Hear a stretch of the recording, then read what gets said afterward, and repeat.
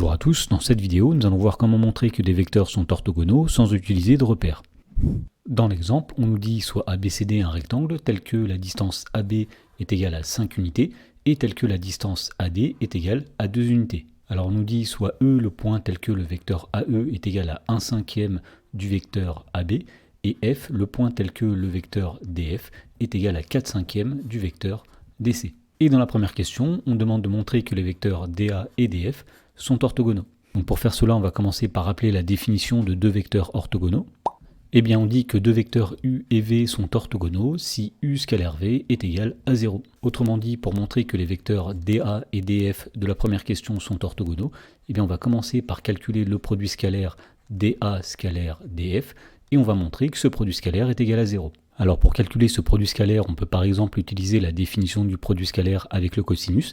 Et donc DA scalaire DF, ce sera la distance DA multipliée par la distance DF multipliée par le cosinus de l'angle ADF. Autrement dit, DA scalaire DF, ce sera égal à la distance DA fois la distance DF fois le cosinus de 90 degrés, puisque nous voyons que entre les vecteurs DA et DF, eh bien, il y a un angle droit. Alors on sait que le cosinus de 90 degrés est égal à 0. Autrement dit, DA scalaire DF, ce sera la distance DA fois DF fois 0. Autrement dit, ce sera 0. Et donc, puisque nous avons prouvé que DA scalaire DF est égal à 0, eh bien, on en déduit que les vecteurs DA et DF sont orthogonaux. Dans la question numéro 2, on demande de montrer que les vecteurs AE et AD sont orthogonaux. Et donc, de la même façon, on va calculer le produit scalaire AE scalaire AD. Et nous allons montrer que ce produit scalaire est égal à 0. Donc là encore, nous allons utiliser la définition du produit scalaire qui fait intervenir le cosinus.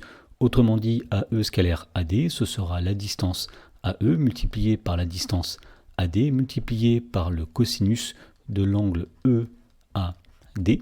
Alors on voit sur la figure que l'angle EAD vaut 90 degrés. Autrement dit, AE scalaire AD, ce sera la distance AE multipliée par la distance AD multipliée par le cosinus de 90 degrés. Et donc là encore, on va dire que puisque le cosinus de 90 degrés vaut 0, eh bien le produit scalaire AE scalaire AD, ce sera AE fois AD fois 0, c'est-à-dire ce sera 0 tout simplement. Et donc puisque AE scalaire AD est égal à 0, on en déduit que les vecteurs AE et AD sont orthogonaux.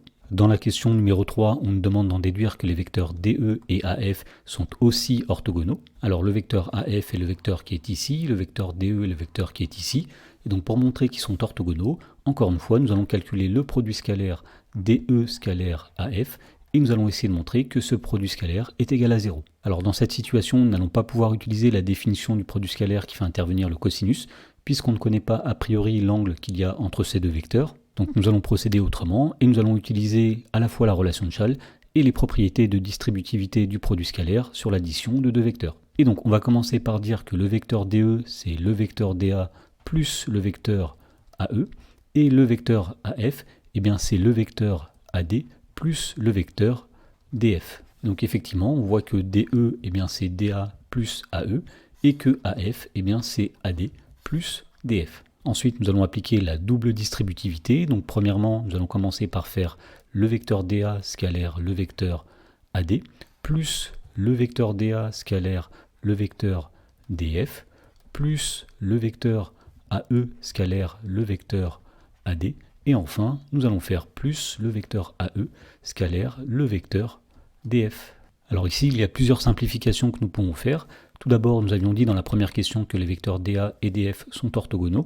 Autrement dit, DA scalaire DF est égal à 0. Et dans la question 2, nous avions dit que les vecteurs AE et AD sont aussi orthogonaux. Autrement dit, le produit scalaire AE scalaire AD vaut 0 lui aussi. Donc on en déduit que DE scalaire AF, c'est tout simplement DA scalaire AD, plus le dernier produit scalaire qui restait ici, c'est-à-dire AE scalaire DF. Alors ensuite, nous allons dire que le vecteur DA, c'est moins le vecteur AD.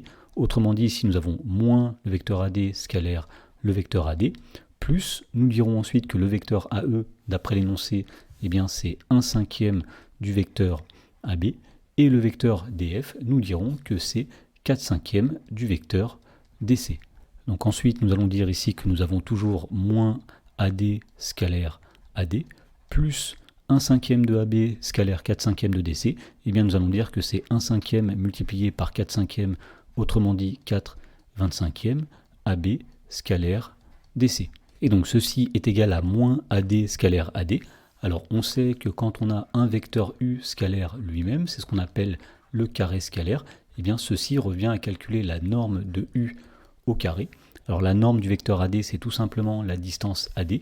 Autrement dit, AD scalaire AD, c'est la distance AD, le tout, au carré, plus 4/25e du vecteur AB scalaire le vecteur DC, mais le vecteur DC est égal au vecteur AB, puisque nous sommes dans un rectangle. Autrement dit, ici, nous avons 4/5e du vecteur AB scalaire le vecteur AB.